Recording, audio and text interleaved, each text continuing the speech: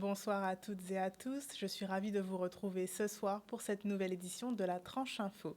Nous sommes le mardi 30 janvier et tout de suite nous partons pour une demi-heure de JT qui sera suivie du Focus.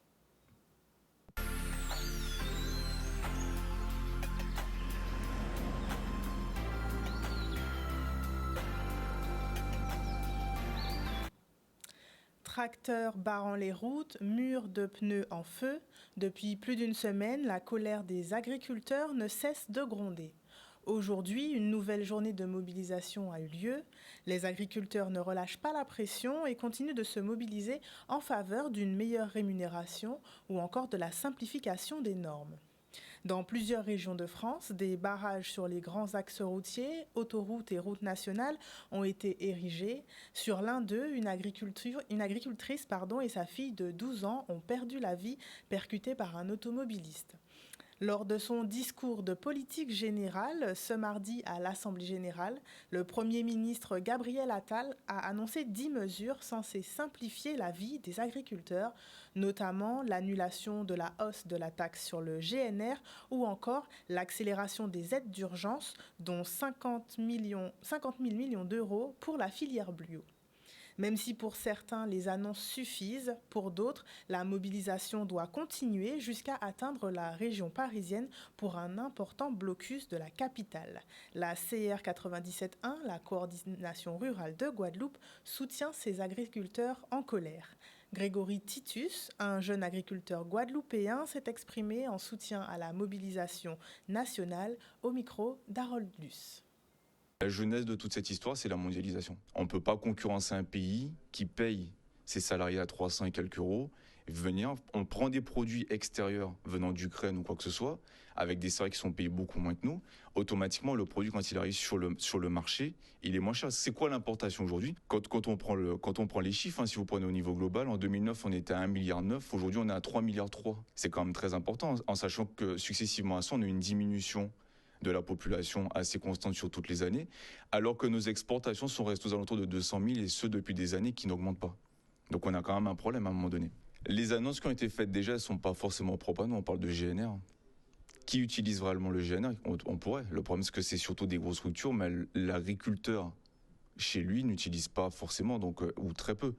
Quand on parle de simplification administrative, ça oui. Il faut savoir aujourd'hui que beaucoup d'agriculteurs en Guadeloupe ne sont pas à jour de la MSA. La MSA, ce qui constitue pourtant le fond pour pouvoir percevoir une retraite demain. Donc nous, aujourd'hui, on a mis en place une plateforme de revendication, mais on n'est pas là pour dire demain on doit aller bloquer tous les travailleurs ou quoi que ce soit.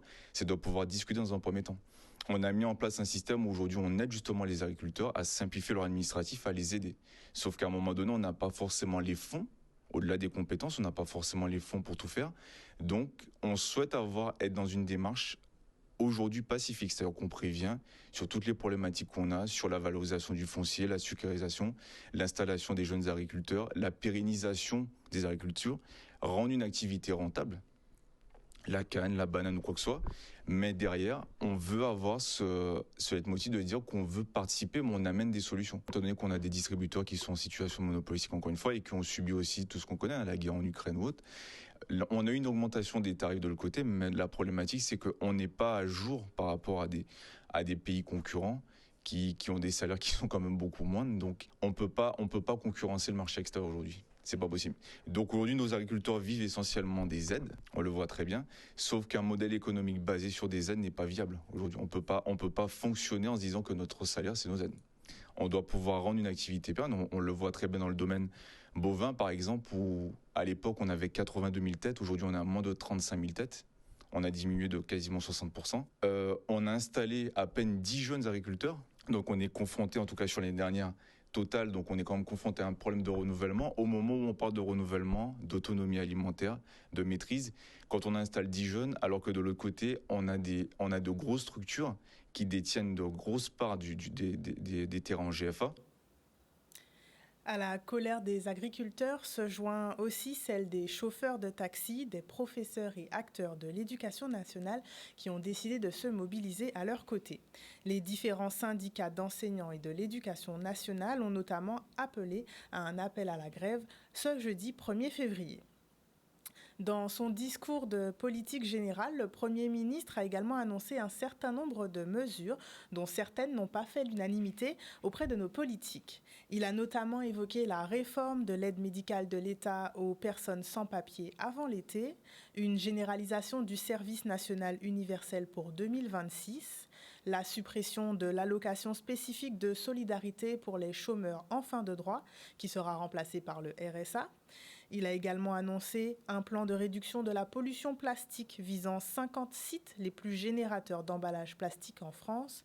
Également la prise en charge des AESH, les accompagnants des élèves en situation de handicap sur la pause méridienne. Il s'est aussi exprimé sur la création de travaux d'intérêt éducatif pour les délinquants de moins de 16 ans ou encore la création d'un service écologique qui réunira 50 000 jeunes en 2027. Les enjeux et opportunités du numérique sont au cœur des journées économiques. À l'espace régional du Rézé, une conférence de presse s'est tenue ce matin pour présenter ces journées qui se tiendront les 1er et 2 février au CWTC de Jarry.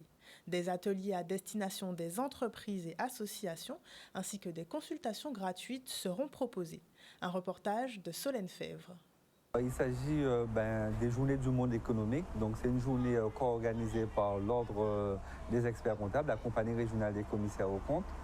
Et 2 jours, donc du coup, le 1er et le 2 février, donc une première journée qui sera consacrée au secteur marchand, à savoir les sociétés privées, les entreprises privées, et une deuxième journée consacrée au monde associatif, donc c'est-à-dire le secteur non marchand, avec un fil conducteur quand même qui sera la digitalisation, le numérique.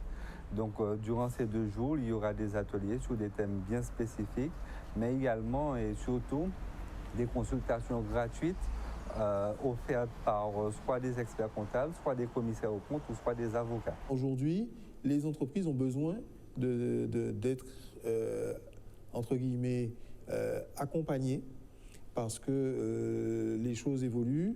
Nous allons entrer effectivement dans une ère où la facture électronique devrait changer considérablement les pratiques et il est important qu'elles se préparent de façon à ce qu'en 2025, 2026 et 2027, elles soient à la fois équipées, formées et deuxièmement, qu'on puisse aussi préparer en douceur cette évolution. C'est tout à fait normal que le Conseil régional soit aux côtés des organisateurs pour ces 2 journées, dans la mesure où le Conseil régional est chef de file du développement économique. Donc nous avons différents dispositifs pour accompagner les entreprises et les porteurs de projets dans soit la création de leur entreprise, soit le développement de leur entreprise. Et donc les agents de la région seront sur place pour pouvoir accompagner, informer les porteurs de projets sur les différents dispositifs que nous mettons en place pour développer leur activité. Je pense qu'on a à peu près entre 1 tiers et 40% de la population d'entreprises qui existent sur le territoire qui sont à même de réaliser un chiffre d'affaires grâce à la digitalisation. Et aujourd'hui, les entreprises n'ont pas fait de retour en arrière. Elles ont continué à se développer grâce en fait à ces méthodes et à ces pratiques de communication et de vente à distance grâce à Internet et à la numérisation. On entend beaucoup parler de cette problématique et la cybersécurité qui est quand même un élément fondamental de nos jours. Il y a de nouveaux métiers qui sont apparus. Donc il faut par rapport à ça s'y adapter. Il faut former nos jeunes à ces nouveaux métiers. L'évolution technologique est très très rapide. Et c'est vrai qu'avec l'arrivée de l'intelligence artificielle notamment, certains métiers sont amenés à évoluer. Pas à disparaître, parce que souvent les gens craignent la disparition de certains métiers et donc de leur poste de travail, mais je crois qu'il faut démystifier ces choses-là. Ces technologies permettront de modifier effectivement l'organisation des entreprises, mais permettront probablement de gagner aussi en productivité. Depuis quelques années, certains pays comme la Nouvelle-Zélande, le Royaume-Uni ou encore la Belgique ont expérimenté, voire même adopté la semaine de 4 jours. En France, plusieurs entreprises ont également franchi le pas. Elles représentent tout de même un peu moins de 10% des entreprises françaises. Travailler sur 4 jours, une nouvelle organisation que souhaite instaurer le Premier ministre Gabriel Attal. Dans son discours de politique générale de ce mardi 30 janvier, il a annoncé vouloir tester la semaine en 4 jours sans réduction du temps de travail dans la fonction publique. Il a désormais d'ores et déjà demandé à ses ministres d'expérimenter des semaines de travail plus intenses sur 4 journées dans leurs administrations afin de montrer l'exemple. Cette semaine de 4 jours consisterait donc à faire le même nombre d'heures hebdomadaires, mais sur un nombre de jours réduit. Et vous, que pensez-vous de la semaine de 4 jours avec ou sans réduction de travail? Michel Depape et Olivier Félix sont allés à la rencontre de la population pour recueillir leur avis. Si la paye est toujours la même, il n'y a aucun problème. Sinon, là, il y aura un problème. Ça ne sera pas pareil. Sans l'argent, c'est quelque chose. Hein? L'argent, c'est le nerf de la guerre. Hein? Donc, 4 jours, c'est très bien. Ça nous permet de nous reposer pendant 3 jours. Donc, c'est encore mieux. Mais il faudrait que la paye suive. Si elle ne suit pas, c'est pas la peine. Ça peut être bon, ça peut être intéressant, pourquoi pas. On va travailler un peu plus dans la journée. Ce sera des semaines de 9 heures. La journée sera de 9 heures par jour, il y a de 7, c'est tout. Où est le problème? Oui, c'est bon. On travaillera plus dans la journée. Moi, je suis d'accord, moi-même. Pas du tout problème. Et comment je valide même? Ce qui peut être très intéressant. Après, au risque de copier ma collègue, si la paye est pareille, même plus, pourquoi pas? Semaine de 4 jours de travail, qui dit mieux? On en rêve tous, hein, je pense. Hein. Je veux un salaire là aussi, ça va dépendre. Oui, parce que comme pour moi qui est CDI, ça crée, mais comme moi, auto-entrepreneur, à la tâche, c'est bien faire là, puis gagner de l'argent. La paye va diminuer. Si on a 5 jours de travail et on passe à 4 jours, c'est pas bon. Oui, ok, s'ils payent plus. Pourquoi pas, hein? Moi, ça ne me dérange pas. Hein? Pourquoi pas? C'est une bonne chose, oui. Après, chacun voit, quoi. Si c'est le même argent, tu travailles moins, ben, tout le monde sera d'accord, non? Tu as plus de repos, plus de temps pour la famille, et donc tu as le même salaire. Pourquoi pas? Tout tu as dans l'argent là, c'est rien, c'est l'argent. Mais on a le repos quand même. Retirer, ça va changer quoi en fait? Ça va rien changer en fait. Les temps de travail? Voilà, c'est tout. Il faut combler ce jour maintenant. Ça veut dire plutôt que de travailler le matin, comme moi je travaille le matin, ça veut dire que je vais travailler peut-être 2 jours dans la semaine en journée pleine pour compenser ce jour-là. Avec beaucoup d'heures. Forcément, si vous avez fait 4 jours, pas fait 5, vous avez travaillé plus longtemps.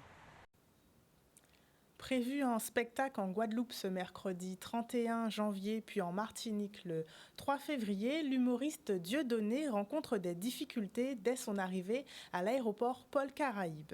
Assigné à résidence avec un bracelet électronique, il dispose néanmoins d'une permission exceptionnelle de sortie pour exercer son métier, situation qu'il raconte justement dans son spectacle Sous bracelet, un spectacle hors du commun.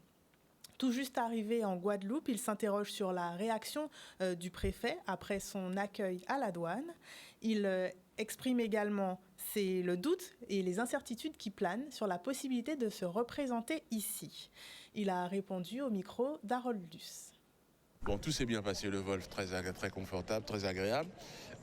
Par contre, effectivement, à la douane, j'ai été arrêté un peu plus longtemps. Je suis toujours ils me regardent un peu différemment.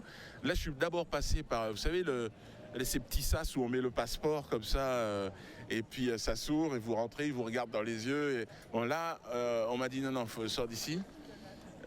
Faut passer devant un douanier. Donc, je suis allé voir le douanier. Et là, il m'a dit, je peux pas vous laisser passer, faut que je donne un coup de téléphone. Alors là, il appelle, je sais pas qui. Le responsable dit, oh là là, c'est pas moi non plus. Donc le responsable, il fallait qu'il attende un coup de téléphone. Je sais pas, peut-être ministère de l'Intérieur, je sais pas. Et donc j'ai attendu comme ça, il m'attendait, Sidati, là, pendant, je sais pas, 10 minutes, un quart d'heure. Alors je suis devenu, malgré moi, on va dire, le symbole de la liberté d'expression, d'une limite de la liberté d'expression. Bon, je me suis toujours posé la question, pourquoi moi? Parce que je fais des sketchs qui ne sont pas plus dérangeants que les autres humoristes. Quand on s'en prend à la population noire, il n'y a pas de problème. Et puis quand un noir commence à rigoler sur les blancs et sur les institutions, les élites blanches, là, ça pose un problème. Je suis arrêté, j'ai des condamnations. Les préfets partout là en ce moment, dans tous les départements de métropole, systématiquement, j'ai un arrêté préfectoral. Alors quand on va devant le tribunal administratif, on arrive à faire suspendre ces arrêtés. Mais bon, c'est vraiment un travail d'essoufflement. L'idée, c'est de m'asphyxier économiquement et puis en termes d'énergie. Mais là, ici, en Guadeloupe, comment ça va se passer? Comment va se comporter monsieur le préfet? Ça va être très étonnant. Pour les élus, la Guadeloupe doit être une destination touristique incontournable. Pour la région Guadeloupe, cela passe par l'accompagnement des lieux d'accueil touristiques. Ce matin, Harry Chalus s'est rendu en visite au relais du Moulin, l'hôtel 4 étoiles au Helleu à Sainte-Anne. L'établissement propose des séjours d'exception en misant sur la qualité du service et le cadre intimiste que lui confère le site du Moulin, classé monument historique. Un reportage de Charlie Dagonia. C'est pour cette raison que nous avons voulu, comme l'ont dit mes collègues, que ce soit ici, dans cet hôtel des Feux de la Presse, de manière à vous montrer un peu ce que nous avons réalisé, ce que le service économique touristique de la Guadeloupe réalise. Et il n'y a pas que le relais du Moulin, nous avons beaucoup d'hôtels de ce type en Guadeloupe, mais qui sont méconnus. Donc aujourd'hui, c'est encore un exemple pour montrer que nous faisons le nécessaire. Le service économique, c'est 52 millions, presque la moitié pour le tourisme, pour l'agriculture. Aujourd'hui, vous avez entendu M. Lorette, sa satisfaction. Ça fait des années qu'il nous invite. Bon, vous avez vu ce que nous avons comme visite sur le terrain en Guadeloupe. C'était difficile, donc nous avons profité de ces vues à la presse pour vous montrer un peu, pour que vous puissiez découvrir qu'on a des hôtels 4 étoiles en Guadeloupe, des hôtels 5 étoiles. Rappelez-vous la Toubana que nous avons inaugurée il y a quelque temps et que nous montons en gamme et que la Guadeloupe est une très bonne destination touristique. Et le travail réalisé par les services de la région, Mme Vincent et son équipe, piloté par Mme Rampat, le CTIG avec Mme Césarus, sont sur la bonne voie pour que nous puissions augmenter le nombre de touristes en Guadeloupe. C'est un hôtel qui est catégorisé en hôtel de charme et de caractère, qui a 40 chambres et 20 suites. Nous avons voulu que le président fasse ses vœux ici, justement pour montrer au tourisme qu'il existe des lieux incontournables en Guadeloupe. Nous avons un tourisme et des lieux touristiques à visiter. C'est pour cela qu'aujourd'hui, nous avons tenu à ce que la presse soit là pour montrer à la population guadeloupéenne, à la population extérieure, qu'en Guadeloupe, il y a des lieux de paradis. Alors, on les attend. La saison est ouverte. La Guadeloupe est en capacité d'accueillir les touristes. Et c'est pour cela que nous leur souhaitons à tous les bienvenus. Lorsqu'on a acheté l'hôtel, on s'est rendu compte que si on voulait sortir du lot, par rapport à une concurrence quand même qui est assez vive, sans plage, il fallait investir et aller travailler sur d'autres créneaux. Et donc le créneau, je dirais, de qualitatif. Et c'est pour ça qu'on a fait appel aux fonds fédéraux et fonds régionaux qui nous ont donné quand même des sommes pour faire des investissements et rénover l'hôtel comme vous le voyez aujourd'hui. On voit effectivement que l'accompagnement de la région Guadeloupe a été essentiel puisque c'est un hôtel qui est classé 4 étoiles et qui souhaite être encore accompagné pour effectivement être classé 5 étoiles. Aujourd'hui, n'ayant pas de plage, on a dû miser tout sur le service et donc on essaie de se distinguer sur tout ce qui est restauration, tout ce qui est service spa. Et bien entendu, ça part de l'accueil à la qualité des chambres. Après les élèves allemands, le lycée de Bainbridge accueille des classes de 3e et seconde de Sainte-Lucie. En plein apprentissage du français, ils sont venus parfaire leur maîtrise de la langue de Molière en Guadeloupe. Pendant une semaine, ils découvriront la culture de notre archipel auprès de jeunes motivés et impliqués dans les échanges inter-îles. Un reportage de Maxime Morel. Aujourd'hui, nous avons accueilli au sein de notre lycée les élèves de Sainte-Lucie et nous sommes en train de leur présenter notre lycée avec tout ce que notre lycée présente. Et voilà. Là, ils vont participer à un cours d'histoire-géographie et pour leur montrer comment ça se déroule, comment ça se passe. Et on a aussi fait la visite du lycée. L'école est grande. Ce sont des élèves de seconde et de troisième qui apprennent le français et du coup ça s'inscrit dans la logique de l'apprentissage de français. Donc on est venu ici pour qu'ils puissent améliorer leur français et pouvoir pratiquer dans un milieu francophone où ils entendent les Français parler du français authentique. Ce voyage, c'est pour apprendre le français, les différentes écoles dans la Caraïbe. Je trouve que c'est assez intéressant. Je suis venue à Messor le français. On a une semaine d'activités. On va visiter, tout d'abord, on visite ce lycée, on va visiter un collège, d'autres sites culturels aussi, le Memorial Act, et aussi des activités qui sont des activités à la fois culturelles et touristiques. Allier sport de haut niveau et études, c'est possible, et ça, les jeunes espoirs sportifs guadeloupéens l'ont bien montré. Dans le cadre du projet Lamentin JO Makers, la ville du Lamentin a organisé cet après-midi une conférence débat sur le thème sport et études en excellence entre de jeunes sportifs et des élèves de primaire et collège de la municipalité. Pendant 1h30 à la médiathèque Ernest Pépin, ils ont pu échanger sur les difficultés, leurs expériences et leurs secrets pour garder la motivation. Un reportage de Solène Fèvre. Aujourd'hui, nous sommes sur une conférence débat à présenter aux différents élèves de CM2 et du collège de Lamentin des jeunes sportifs qui réussissent à l'école et qui réussissent aussi dans le sport. Et donc, de ce fait, nous avons mis l'effort, comme ça se fait sur le national aussi, c'est-à-dire de marquer l'importance des Jeux Olympiques. J'étais là pour partager en fait qu'est-ce que je fais, comment je gère l'école avec les études, avec le tennis, comment je fais pour gérer tout ça. J'ai beaucoup progressé ces dernières années et surtout ces derniers mois. Et là, je commence les compétitions plus élevées, plus corsées. Donc quand tu te donnes à fond pour quelque chose, il y a beaucoup de chances que tu y arrives. Donc les chances que je gagne ma vie au tennis sont pas très élevées. Mais bon, je me donne à fond. Vous allez sûrement me voir un jour. Voilà. Ça donne une motivation, surtout que Maël, il est premier de sa classe, il a 11 ans, il fait beaucoup de sport. Ça donne envie de se surpasser quand même. Le sport peut accompagner pendant toute une vie. Et aussi, pour ceux qui ont du talent, c'est pouvoir gérer leur talent et se détacher un peu du talent pour mettre un peu d'études à côté, puisque le sport peut s'arrêter du jour au lendemain, puisqu'on n'est pas à l'abri de blessures, on n'est pas à l'abri de ce qui peut arriver dans la vie. Et donc, il ne faut pas que ça crée davantage de frustration en cas de non-réussite. Donc, ça demande un accompagnement dans ce sens-là.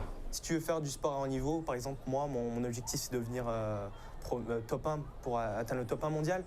Mais il ne faut surtout pas lâcher les études parce que dans le sport, on a les blessures, on a des fois le perte de motivation. Il faut toujours avoir un plan B. Et plan B, c'est souvent passer par les études pour pouvoir faire quelque chose d'autre, que ce soit dans le domaine médical ou peu importe vraiment. Nous sommes arrivés au terme de ce journal. Merci de votre fidélité. Le JT revient demain à 18h30 et tout de suite, on se retrouve pour un nouveau focus. À tout de suite.